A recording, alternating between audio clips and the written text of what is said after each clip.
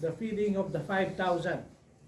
So, sa feeding of the 5,000, magbabasa natin yun sa Matthew chapter 14, verses 13 to 21, Luke chapter 9, verses 10 to 17, saka John chapter 6, verses 1 to 14. When we were studying it, nakita natin that the Lord, ito maganda yung sabi ng purpose of why the Lord made that miracle, the feeding of 5,000. It was because the Lord had compassion to the people, because they are like sheep without a shepherd. Yun ang sabi ni Mark sa Mark chapter 6 verse 34.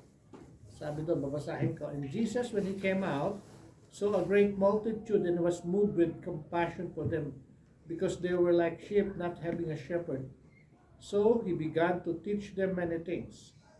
Then after that, nagpapagabi na, so kailangan ng ipa-disperse, gusto na ipa-disperse at wala din silang kayang ipakain. So the Lord was testing His disciples. Remember, after the Lord was rejected by the leadership of the nation of Israel, the Lord has started to train the disciples to become, they themselves to be disciple makers.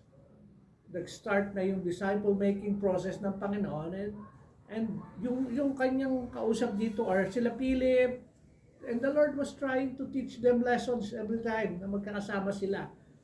So, ano yung tatlong bagay na pwede natin matutunan? Sabi nga, firstly, Mark tells us that he had compassion on the people, so one of his purposes was to feed the people. Yun ang isa sa purpose ng Panginoon, gusto niya ng pakainin. Pero, secondly, he used the miracle as an object lesson for the disciples, drawing their attention to the three things they were to learn from it. Ano yung pwedeng matutunan ng mga disciples? First of all, they are responsible to feed the people.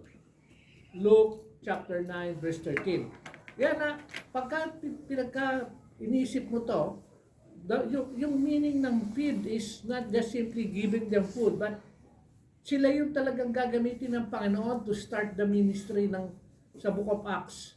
Kaya alam natin na pagdating ng Book of Acts, the Lord Jesus Christ has ascended to heaven, and He promised niya sa Book of Acts, chapter 1, verse 8, and the Holy Spirit will come upon you, and you will be my witnesses, both in Jerusalem, Judea, and Samaria. So they will be empowered by the Holy Spirit, and then they can go out and share the gospel. And so, ang training dito is, anong sabi niya ng Panginoon sa kanila? You give them something to eat. Pero impossible, kasi sabi kagad nila, kailangan natin dito 200 denarii or 8 months wages. Wala, saan sila kukuha? Kaya ang recommendation ng mga apostles, pauwi na sila so they can buy their own food. But no, the Lord Jesus Christ told them that you feed them. So, first of all, ang responsibility na magiging mga apostles is to feed the people. To feed the people the bread of life, which is the Lord Jesus Christ. Okay? Second, they are incapable of doing it themselves. Yes, you will be feeding them, but it's not by your own power. Hindi dahil kaya nyo silang pakainin. Kasi kung kayang pakainin, hindi kailangan ng miracle. Anong ibig sabihin nun? They have more than 200 denarii and food is available. Pero what is available nung ginawa tong miracle? Naalala nyo ba? 5 loaves of bread and 2 fish. Yun lang. And the Lord, anong excess ng kanilang, after feeding the 5,000 men, not including women and children, anong tira? 12 basket full. Yun na tira. So from 5 loaves of bread and 2 fish, nakapag-produce pa sila ng 12 basketfuls of food para sa mga tao. Thirdly, they are responsible to distribute what He provides. So they are to feed, but they should realize that Hindi sila capable to really do the feeding. It is God who will what eventually provide. What the Lord provides, the apostles have just to distribute. Kaya nga makikita niyo yung picture doon. The Lord is handing it to them. At ang mga disciples naman, mga apostles, they were handing it to the people who were seated. At napakain nila yung more than 10,000. Ngayon, ang susunod na section na yan is mababasa sa Mark chapter 6, 45 to 46, which is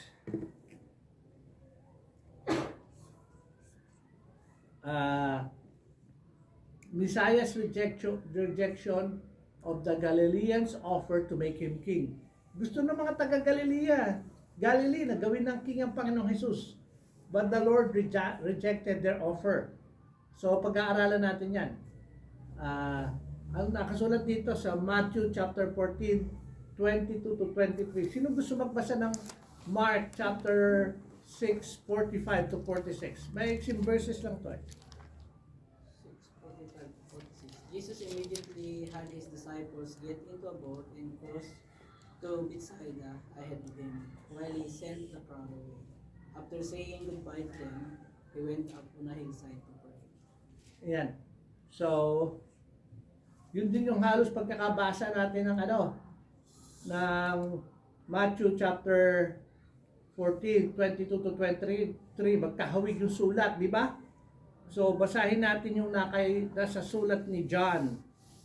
6:14 to 15. Oh, When the people saw him do this miraculous sign, they exclaimed, "Surely he is the prophet we have been expecting." When Jesus saw that they were ready to force him to be their king, he slipped away into the hills by himself. yan. So, though isa yung event na nangyayari, both si Mark tsaka si Matthew, yung Mark kasi basically si Peter ito dahil pamangkin niya si Mark si Mark ang sumulat, pero most likely ang source niya si Peter. Hindi nila sinulat ni John that the people after being fed, they wanted him to be king. So, ang ginawa ng Panginoon, because they wanted to make him as their king, why hindi na siya pwedeng gawing king? Kasi the national leadership has rejected him as the Messiah. Okay? So, what did the Lord Jesus Christ do? The Lord sent away the disciples. Yun ang sinabi ni both ni Matthew tsaka ni Mark. Immediately, he made the disciples get into the boat and go ahead of him to the other side, while he sent the crowds away. After he has sent the crowds away, he went up on the mountain by himself to pray, and when it was evening, he was there alone.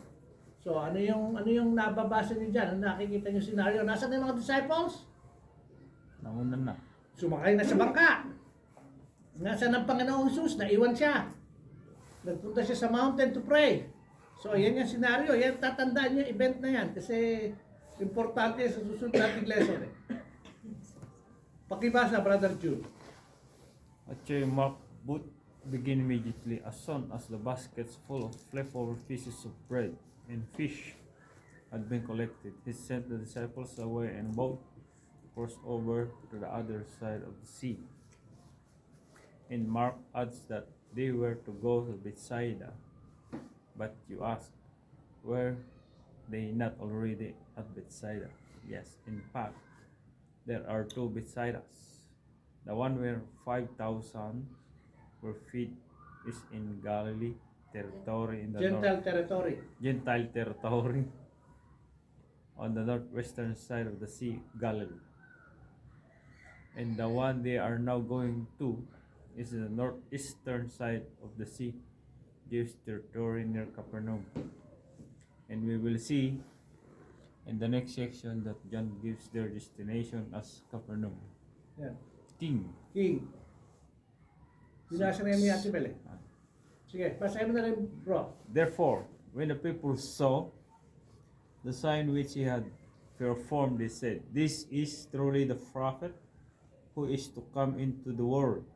So Jesus, perceiving that they were intending to come and take him by force to make him king, withdrew again to the mountain by himself alone. So makikita natin dito that the Lord, when He's perceiving, He understands the hearts of those people whom He had fed. Ang gusto nilang gawin is they want Him to be the king. But the leadership has rejected Him as the Messiah, as the Lord. So there are two Bethsaidas. Kasi pag binabasa natin, minsan nalilito tayo. There is a Bethsaida that is of the Gentile territory, and then there's a Bethsaida that is a Jewish territory. Sige, Sis Lor. Here, John describes the response of the people to the miracle where they were fed. He begins saying, therefore, what is the pointing back to us the reason for what follows? The people have just eaten as much bread and fish as they wanted until they were filled. And Jesus miraculously provided all this food for them. And what is the response to this? They now want to make Jesus the King of Galilee. And as John points out in verse 15, they intended to make him king by force. But he rejects the offer and departs for the mountains to pray. Reasons. But ano yung reasons why He rejected? Sige, sis. Number one. Number one, the unpardonable sin has already been committed. The nation has passed the point of no return, and the unpardonable sin remains unpardonable. His offer to establish the Messianic kingdom has already been withdrawn from this generation. Natandaan nyo, we were studying for so long about the unpardonable sin sa Matthew chapter 12, when the leadership called the Lord Jesus Christ and His miracles as miracles by the power of Beelzebul. Then that's when the Lord Jesus Christ said, all sins can be forgiven, but not the sin against the blasphemy of the Holy Spirit. Kasi they have blasphemed the work of God, the work of the Holy Spirit, as if instead of the work of the Holy Spirit is now the work of the Prince of Demons. So, sinasabi nila, ang Panginoong Jesus, He was working because of the Prince of Demons. Okay? So, when the Lord Jesus Christ uttered the unpardonable sin, hindi na siya unpardonable na nga, hindi na pwedeng patawarin yung ginawa ng generation na yun eh. So, hindi na siya pwedeng withdraw. And that was specific to that generation. Yung generation kung nasaan ang Panginoon. At that generation would extend hanggang AD 70. Kaya importante yung Jewish history. Pagdating ng AD 70, madudurog ang Jerusalem. Dudurugin ni King Titus of Rome, ni General Titus of Rome under the orders of the Emperor. Kaya mula noon, nawala na yung Jewish nation, AD 70. Bakit siya nawala? Kasi resulta yon ng the curse to that generation. The generation that rejected the Lord Jesus Christ. Kailan bumalik ang Jewish nation as a nation? 1948 na. Pinanganak na yung mga lolo nyo. Di ba? Kasi tatay ko pinanganak bago pa magdigmaan eh. Digmaan ng Hapon. So buhay na yung tatay ko. Lolo nila Ruth yun. So most likely yung mga lolo nyo, buhay na sila nang ma-establish ang Nation of Israel. Isipin mo gano'ng kahabang panahon na yon. AD 70 hanggang 1948, na-discover na ni Magellan ng Pilipinas. March 1521. Pero malayo pa yung 1521 sa AD 70. Ilan set kalahat sa 1,500 years halos ang lumipas. Na-establish lang ang nation 1948. So, dahil sa unpardonable sin. So, maski gustong gawin ng mga taga-Galilee siya, kaya hindi na pwede. Kasi naka-withdraw na yung Messianic kingdom that was being offered to them. Okay? Number 2, sis, Lord. The Messiah was to be enthroned in Jerusalem, not in the Galilee. Psalms 26, for example, says, "But as for me, I have installed my king upon Zion, my holy mountain." When people read Zion, my holy mountain, it's always about Jerusalem. It's always about Jerusalem, never Galilee. Okay? Number 3, Number 3, their motivation is wrong as well. See more fully in lesson 2076, which records Jesus' discourse on the bread of life. So it was the wrong time, it was the wrong place, and it was the wrong motive. so even when the people wanted him to be king, unang-una, anong motibo? Nabusog. Oh, may miracle. Siguro isip-isip na pag itong hari natin, parati tayong busog. Walang gutom. Pwede. Di ba? Oh. Pero, parati yan yung kaisipan ng tao, more yung perspective is about the self. It's not about He is the Messiah, the Son of the Living God. Okay, so may portion na ganun sa Bible. Instead of the Lord taking the advantage na ayaw nila akong king doon, sige, okay na ako dito kasi hindi naman yung purpose ng Panginoon for coming, it is to save the world. Okay?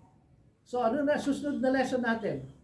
The training through the storm. Tandaan nyo, all of these mostly are about the Lord training the apostles of the coming ministry that they have to do. So ano yung the training through the storm? Lesson 74. Mark chapter 6, 47 to 52, Matthew chapter 14, 24 to 33, John chapter 6, 16 to 21. Yan. So, in this section, we have the 5th of John's 7 signs. And we will see this is a lesson for the disciples about dependence on the Messiah. Ito yung pinaka-lesson dito. Pagtitiwala, paghawak sa Panginoong Jesus. Okay? The situation. Sino magbabasa ng John chapter 6, 16 to 18?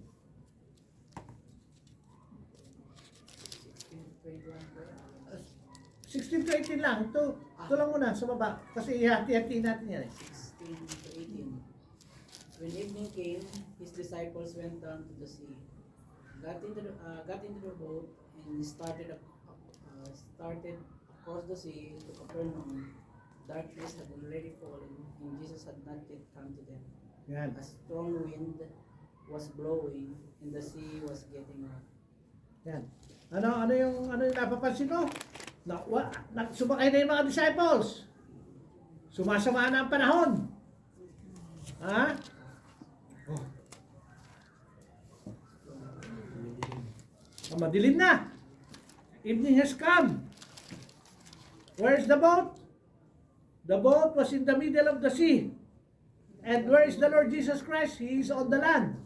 Oh, so may distance na sila. Okay. Mark chapter 6, 47. Parehas na rin yan eh.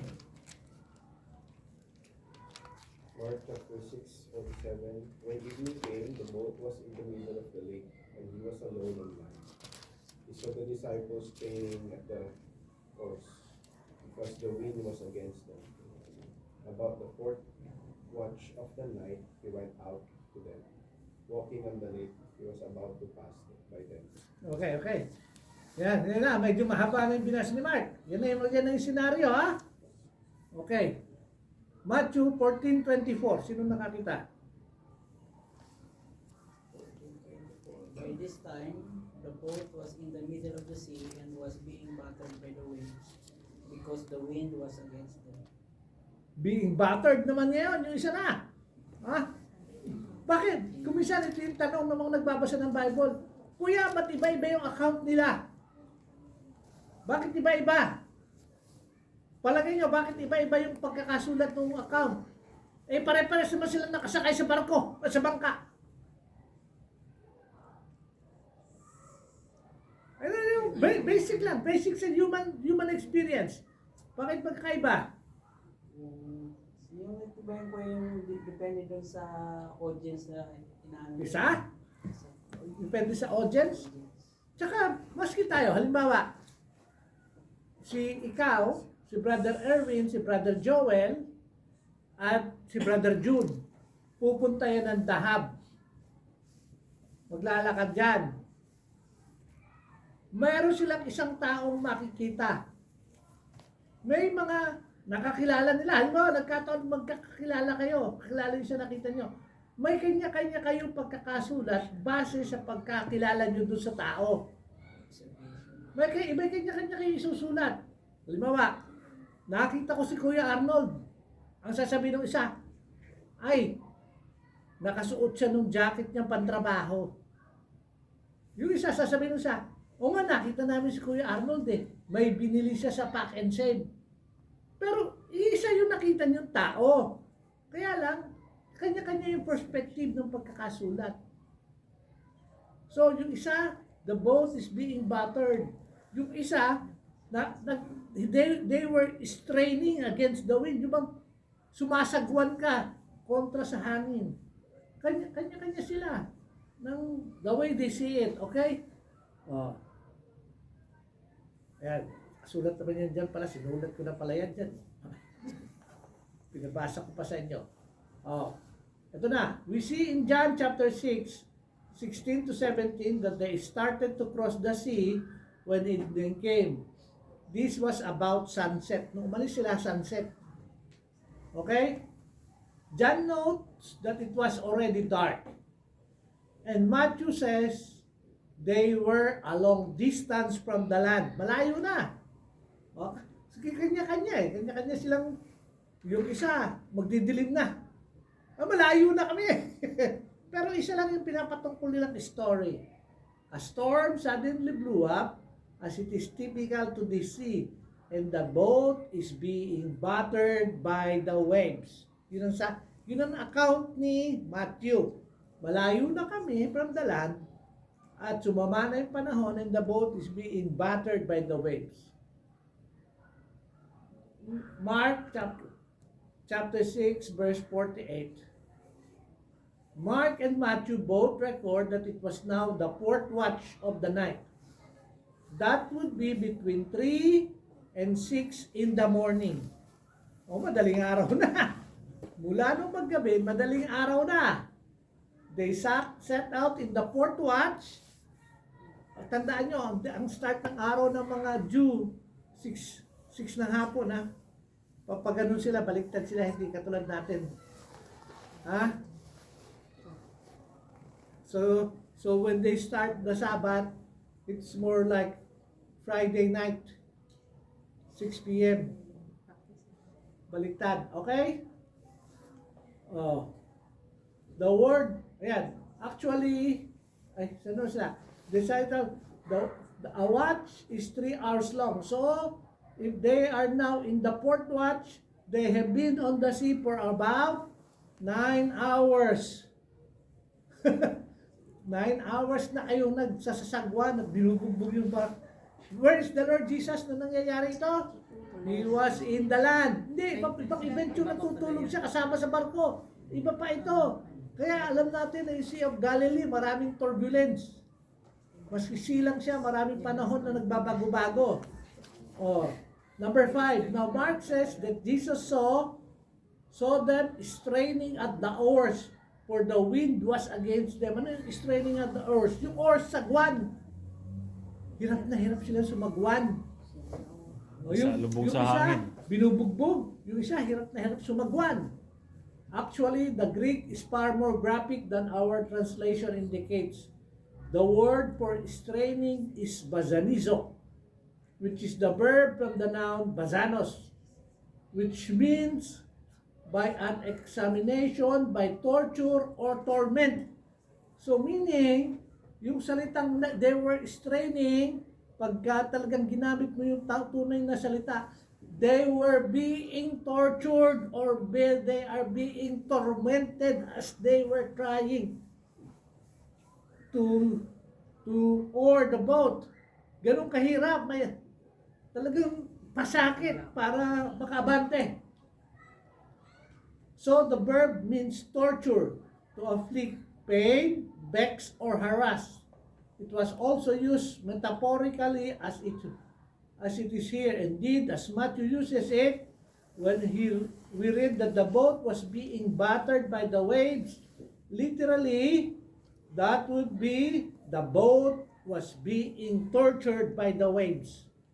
Ganun yung nangyayari as they were in the Sea of Galilee. Kaya parating kong tatanungin, nasaan ang Panginoong Jesus? He was on the land, praying in the mountains. Sila-sila lang. Bakit sila-sila lang? Test nga ito eh. Tandaan nyo, training ito. Mahirap ang discipleship training ng Panginoong Jesus. Hindi natin kakayanin. Mangangayaw tayo. Tortured na yung pagsasagwan, binubugbog yung And to think na yung mga nakasakay dito are fishermen. They are familiar with the Sea of Galilee. Okay. Mark expression would literally be seeing them being tortured at the oars. John notes that they had only rowed about 3 or 4 miles. Siyam na oras ka nang nasa dagat, hindi ka masyado nakakalayo. Okay? So John chapter 6:19, then when they had rowed about 3 or 4 miles, they saw Jesus walking on the sea and drawing near to the boat. Imagine. Ito masarap magbasa ng gospel eh.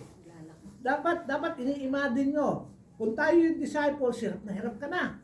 Yung boat mo bugbog kayo doon sa loob. Being tortured. Tapos makikita mo ang Panginoong Jesus, naglalakad sa tubig.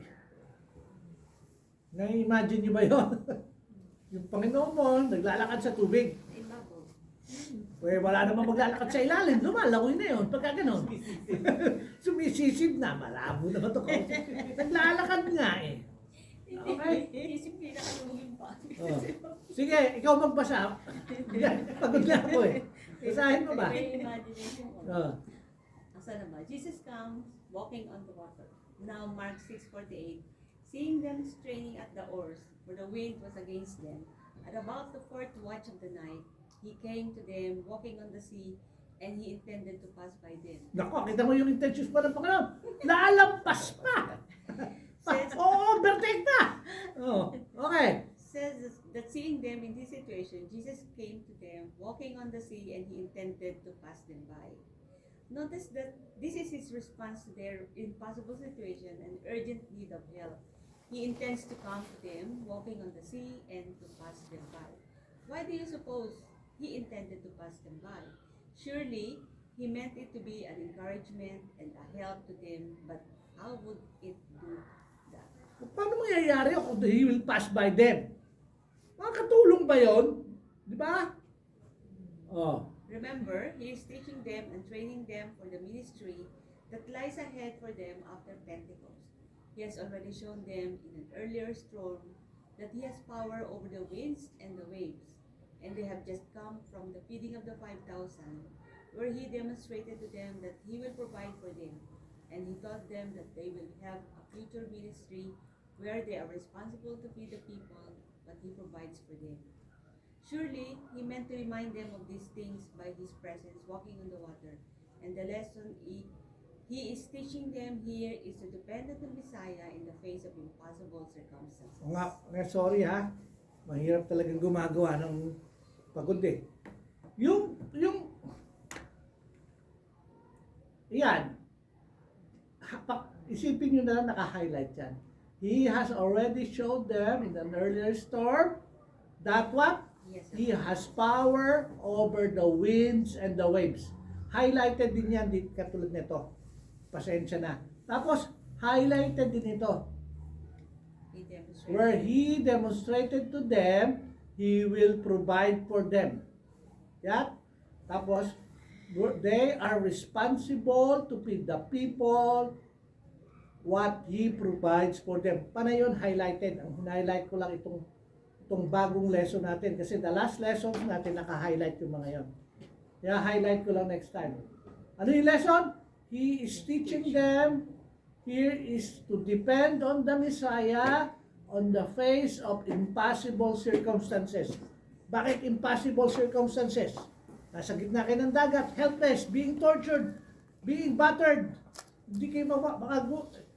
Ewan ko lang kung gano'ng kalalakas. Pang-Olympic siguro itong mga tao to kasi 9 hours ka nang sumasagwan medyo malalakas kayo.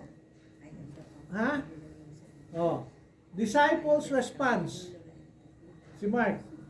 Disciples response. How did they respond? Find out in Mark 6:49. Yan, sunod yan. But when they saw him walking on the sea, they supposed that it was a ghost, and cried out. For they all saw him and were terrified. But immediately he spoke with them and said to them, "Take courage, it is I, do not be afraid." They didn't recognize him, and they thought they were seeing a ghost, and they were terrified. So Jesus tells them, "Take courage, it is I, do not be afraid." O, tigil tayo. Palagay nyo, bakit kaya yun ang naging kaisipan nito mga disciples na to? Pagod na, wala pang tulog. Ha? Oh. Oh, sa hirap na pinagdaanan nila. Di ba yan?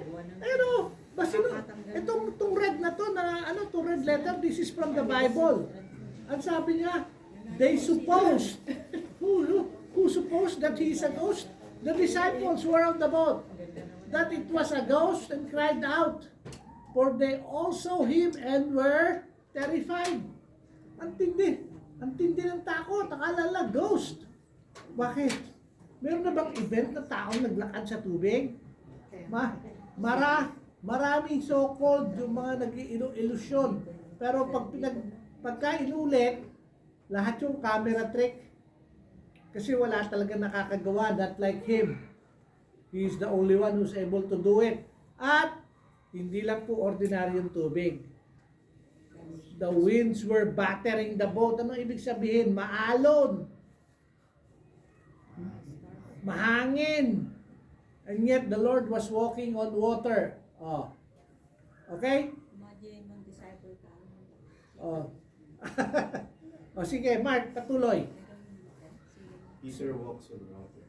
Now see how Peter responds in Matthew 14.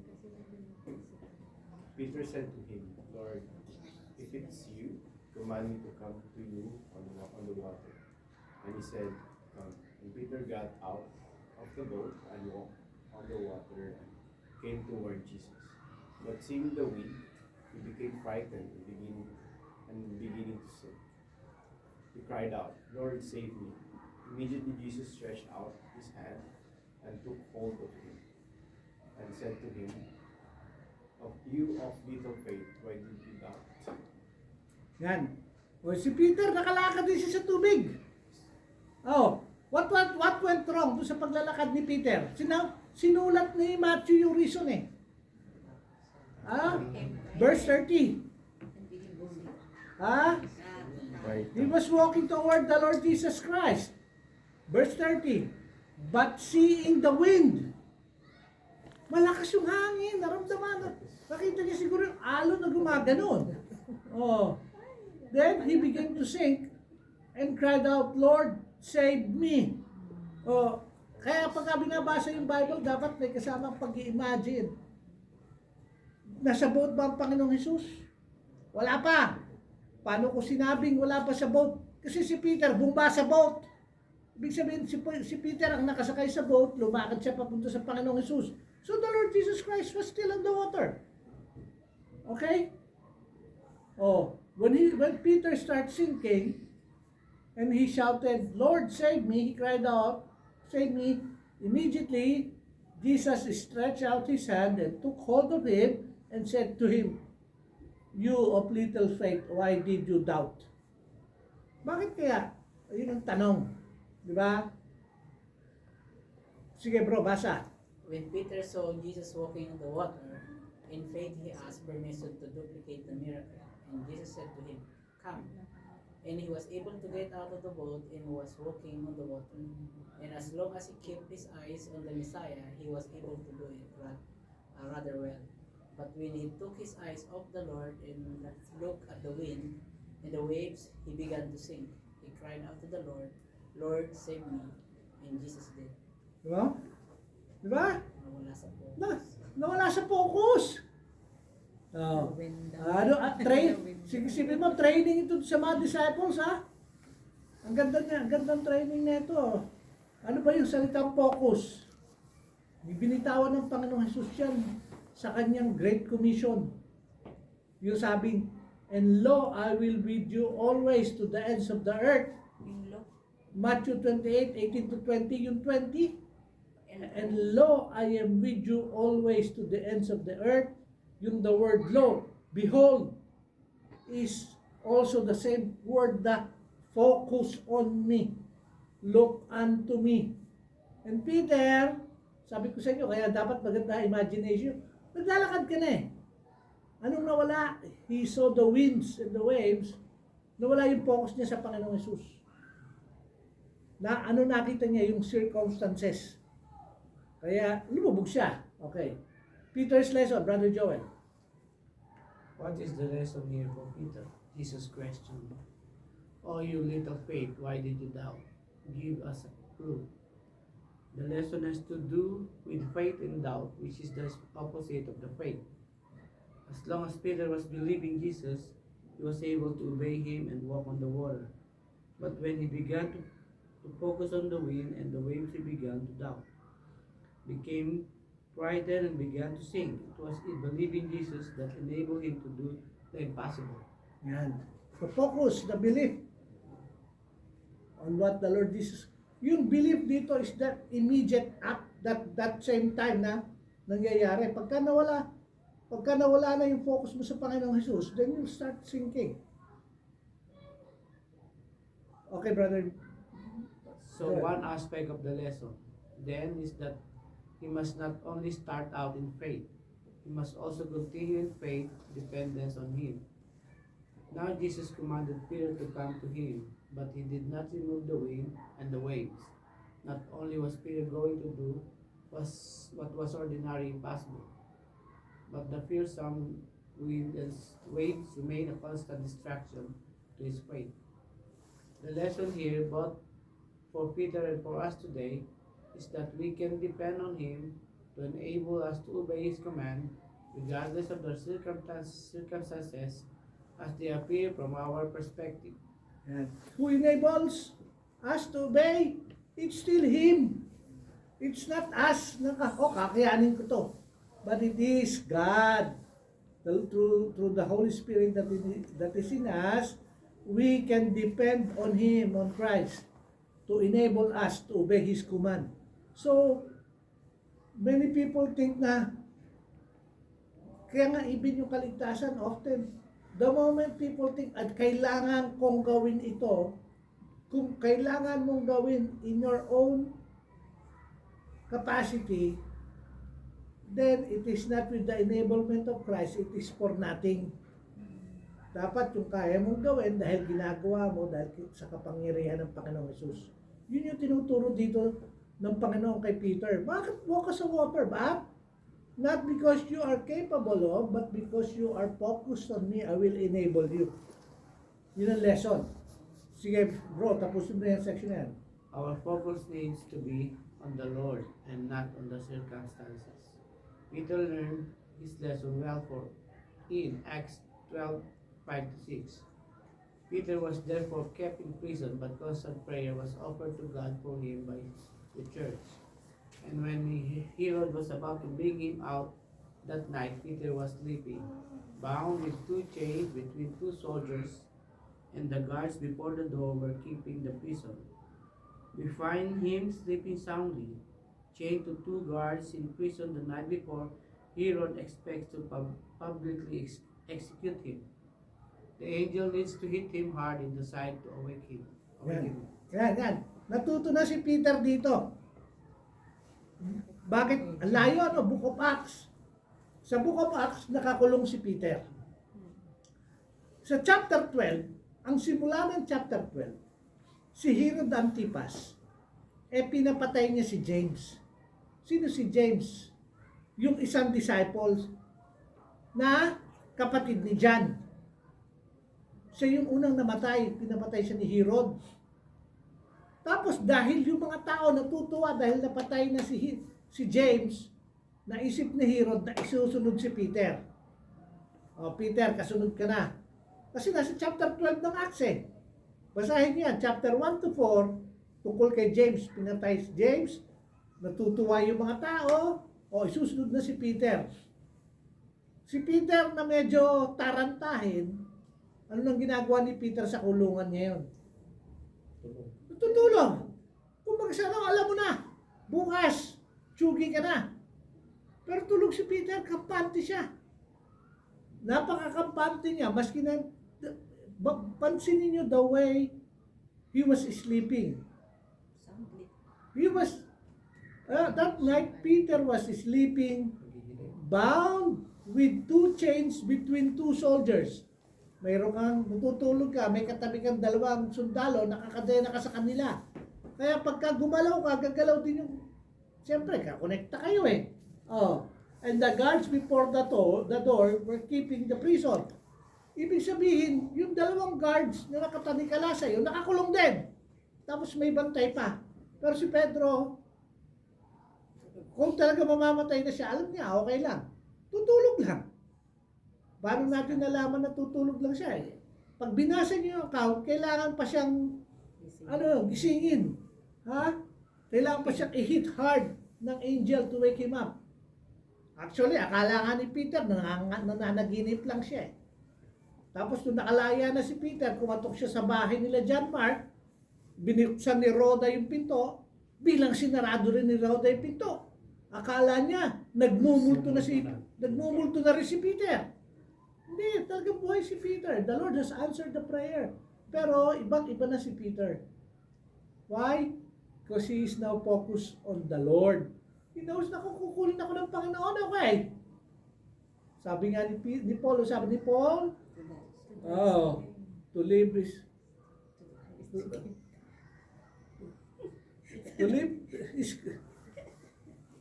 Basta to die is gain. To live in Christ. To live is Christ and to die is gain. Gulo nyo eh. To die is gain kasi kagad eh. Sabi sa Philippians, sabi ni Paul, I am betwixt whether I am to be with the Lord or I am here with you. But it is favorable for you that I stay in the flesh. Kasi mas pabor sa kanya kung kukunin na siya ng Panginoon eh. Ganun na yung mindset nila.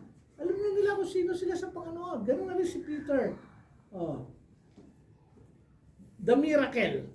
Ang akala ng tao, ang miracle lang doon is naglakad sa tubig ang Panginoong Jesus. Si Sweng, nababasa mo ba dyan? Hinaharakan ni Brother Juno. Okay. The miracle.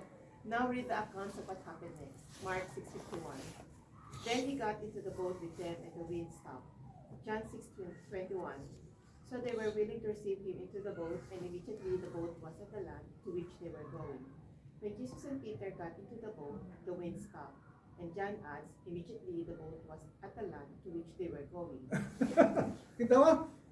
May extra miracle pa.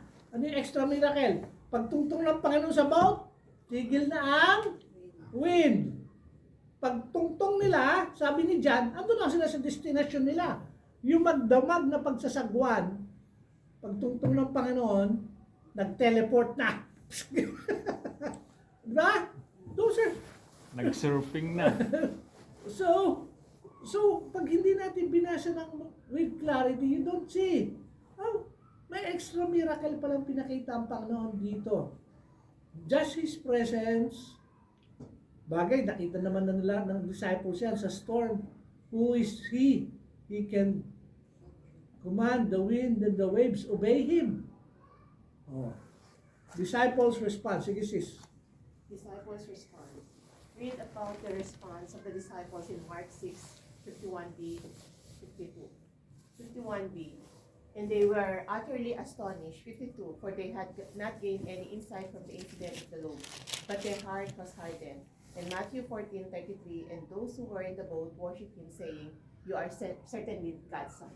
Yan. So even if marami ng time nilang sinasabing truly you're the Son of God, still whenever they experience yung ganitong miracle, parating na inuulit nila yung reality of the person of the Lord Jesus Christ. Sis Lani. Mark points out that they had not gained any insight from the incident of the loaves, but their heart was hardened. They should have understood from the miracle of the loaves that he would provide for them, and he would protect them. The fact that he has a future mission for them means that they would not be destroyed by the storm. Yan ang ibig sabihin. Kumisa kasi hindi maunawaan nung bumabasa, si biglang isiningit ni Mark that they had not gained any insight from the incident of the loaves, but their heart was hardened. Ba't sinong heart ang hardened? Often, yung mga nag-interpret, hindi na gusto sabihin that the disciples' heart were hardened. But it was the disciples' heart. Bakit siya hardened? Kasi nakita na nila sino ang source ng bread. From 5 to feeding the 5,000 plus more, the Lord Jesus Christ, He is able to provide. If He is able to provide, He is able to protect. And the Lord was already telling them yung gagawin nila. Pinag-aralan na natin dun. They would even go to the kings and princes and tell them about the Lord Jesus Christ. So meron silang mission to do. And yet, pag may mga storm sa buhay, mga pagsubok, nawawala sa focus, natatakot. So their hearts, si Peter, nung binasa natin sa Acts, si Peter, alam niya na, kampante na siya sa buhay niya. Si James, siguro nung pinatay siya ng Antipas, sa kanya, okay lang to. Because I will be seeing my Savior. Kaya lahat ng apostles, they were all willing to be martyred for the Lord. Kasi they know whom they serve. Sige, sis Lani. But their heart was hardened, and therefore they didn't gain any insight from that lesson. Matthew records that when Jesus got into the boat and the wind stopped, they worshipped him, saying, "You are certainly God's son." Notice that they have good theology here. They recognize that Jesus is the Messianic Son of God. However, they have not yet learned to apply that theology in their daily life. Consequently, they were filled with fear. Yan, yes. They are with the Son of God, and yet hindi pa rin nila ma-apply na maayos. Remember, training ito for them. Makikita mo naman yung result pagdating natin ng Book of Acts. Pagka binasa niyo yung Book of Acts, maski binubugbog sila, they continue on doing the work of God. Summary. Baka sa ikaw na rin siya bumasa. So, in summary and to reiterate, Jesus' purpose in this miracle is to teach his disciples to depend on him in the face of impossible circumstances. Yan. Kung yun ang tinuturo sa disciples, yun din ang tinuturo sa atin. Mali na naman ako, dapat highlighted yun eh. Jesus' purpose in this miracle is to teach his disciples and us to depend on him in the face of impossible circumstances. Yun ang lesson. Bakit impossible? Straining to oar, battered by the winds, 9 hours na kayo doon, and yet there is the Lord Jesus Christ who is able to walk on water and be able to save you. Ito, maiksi lang to, the reception in Gennesaret. Naalala niyo ba yung Gennesaret na yan? Di ba dyan nagtanggal dun sa demon possessed? Sa may Gadara. Magkakalapit yung lugar na yan. Yan. Siguro pabasa, maiksi lang to eh. When they had crossed over, they came to the land of Gennesaret and moored to the shore. When they got out of the boat, immediately the people recognized them and ran about the whole country and began to carry here and there on their pallets those who were sick to the place they heard he was. Wherever he entered villages or cities or countryside, they were laying the sick in the marketplaces and imploring him that they might just touch the fringe of his cloak, and as many as touched it were being cured. That's it. Now he is back on the Jewish side of the lake. Sige. There are those who believe in him, and their faith is shown by their response to his presence. They ran about the whole country, bringing the sick to where he was, and they were imploring him that they might just touched the fringe of his cloak. And just as it was for the hemorrhaging woman, touching the hem of his garment was the outworking of their faith, and not the touching of his garment, but their faith healed them. We see again here that they were coming to him with personal needs for healing, and they were coming in faith. As a result, they were healed. Tassels. Tassels. And again, the reference to the fringe of his garment is to the tassels which Jesus wore in obedience to the Mosaic law. Yan. So yun lang yung section doon sa Gennesaret. Yung paghawak, tassel. Yung tassel, kasi yung damit ng mga priest during those times, pinalagyan ng Diyos ng tassel. But to show that they are the chosen people of the Lord to serve him on his temple. So the Lord Jesus Christ was also following the Jewish laws kasi he fulfilled the law. Okay? So dito sa Gennesaret, maraming gumaling. Hindi dahil he was healing for the nation, but because there were personal needs and they were coming in faith. Magkaiba yung pinagagaling without faith when he was presenting himself as the Messiah. Dito, gagaling ka dahil meron kang pangailangan at nananampalataya ka. So magkasamang lesson yan, magkasunod. Kasi dadaanan naman natin when we study. Kasi sa sulat nga ng mga apostles, meron sila mga nakasingit na, siyempre nagbiyahe-biyahe yan eh. So sinusulat nila yan, nagpunta kami sa Gennesaret, ano yung nangyari? Yan yung nangyari, people are being healed. Yung the mere act of touching yung tassel ng damit ng Panginoon, they are being healed. Hindi dahil dun sa tassel, kundi dahil sa faith na pinakikita nila about the Lord Jesus Christ, their faith in Him. Pag binalikan natin, ayan o, when they had crossed over, they came to the land of Gennesaret and moored to the shore. When they got out of the boat, immediately people recognized Him. Nung makita siya, nagtumakbo na sila, di nila lahat na may mga sakit. So they were healed when they saw Him. So ibig sabihin, kilala nila, they have faith in Him that He is able to heal the sick. So ganun din itong ating, so hopefully maging real din sa atin to. Jesus' purpose in this miracle is to teach His disciples and us to depend on Him in the face of impossible circumstances. Next week, ang pag-aaralan natin, instruction concerning the bread of life. Lesson 76. Mahabang section to. Kasi this is where the Lord will declare, I am the bread of life, sa John. Okay? Let's pray.